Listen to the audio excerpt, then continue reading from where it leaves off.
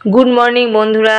দেখো আমি চলে এসেছি বীরভূম জেলায় ঘোষগ্রাম বলে একটি মা লক্ষ্মীর মন্দিরে।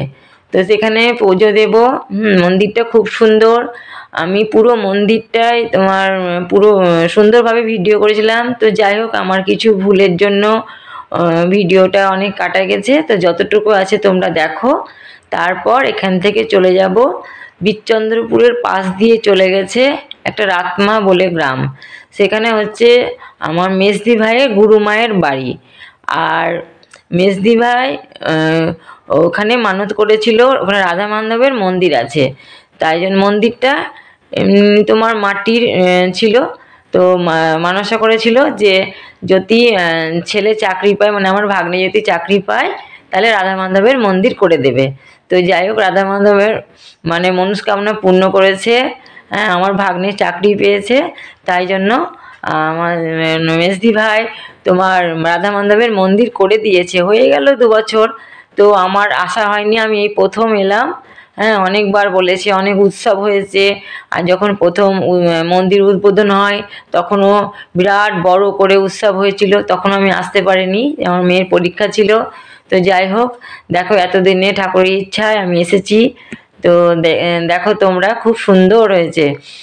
আর এই যে এটা দেখছো, এটা হচ্ছে তোমার রাধা মাধবের ভোগ। এখানে রাধা মাধবের রান্নাঘর, মানে রাধা মাধবের ভোগ করা হয় এখানে। এইখান থেকে থেকে তোমার মন্দির পাশে এরকম। তো দেখো তোমরা, খুব সুন্দর হয়েছে। আর একটা কথা কি, যে ঠাকুর না চাইলে পরে আসা যায় না। হ্যাঁ, তো আমি অনেক দিন থেকে আসবো করে আসা হয় না, এতদিনে হঠাৎ করে এসেছি আমি। তো এখান থেকে এখন মন্দিরে রাধা মাধব নেই, কারণ ওটা পালি হয় তো এক মাস করে। তো পাশেই তোমার এই 5 মিনিটের রাস্তা তোমার গুরু মায়ের মেয়ের বাড়িতে রাধা মাধব আছে। তো এখানে আমরা খাওয়া দাওয়া করে নিব। হ্যাঁ, মুড়ি জলখাবার সব টিফিন করে নিব। তারপর তখন যাব দেখতে। তো দেখো তোমরা, আমি দেখাচ্ছি, খুব সুন্দর। আর ভেতর থেকেও সুন্দর, আবার বাইরে থেকেও খুবই সুন্দর হয়েছে। রাধা মাধবের রান্নাঘরটাও খুব সুন্দর।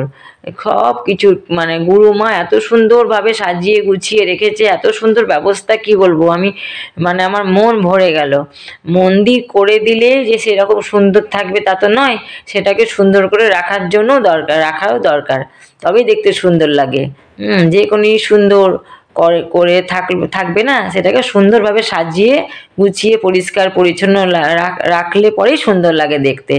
তো সব কিছু গুছানো সাজানো রাধা মাধবের খুবই সুন্দর, দেখে খুব ভালো লাগলো। এটা হচ্ছে আমার মেজদি ভাই, মানে আমার মেজ ননদ। তো দেখো তোমরা, আমরা খাওয়া দাওয়া করে ওখানে চলে যাব। তো তোমাদেরকে দেখাচ্ছি, আমি সম্পূর্ণ দেখাতে পারলাম না। আমরা ঘুগনি, মুড়ি, মিষ্টি, নারকেলের নাড়ু, চা সব খেয়েছি। খেয়ে দিয়ে চলে যাব। তারপর ভাবছি, দেখো বাইরে থেকে খুব সুন্দর লাগছে। তো এর থেকে খেয়ে দিয়ে দেখো চলে যাব আমরা। ভাবছি বীরচন্দ্রপুর। তো আমাদের মনে হয় বীরচন্দ্রপুর যেতে যেতে বন্ধ করে দেবে, কারণ ওখানে 12টার সময় বন্ধ করে দেয়।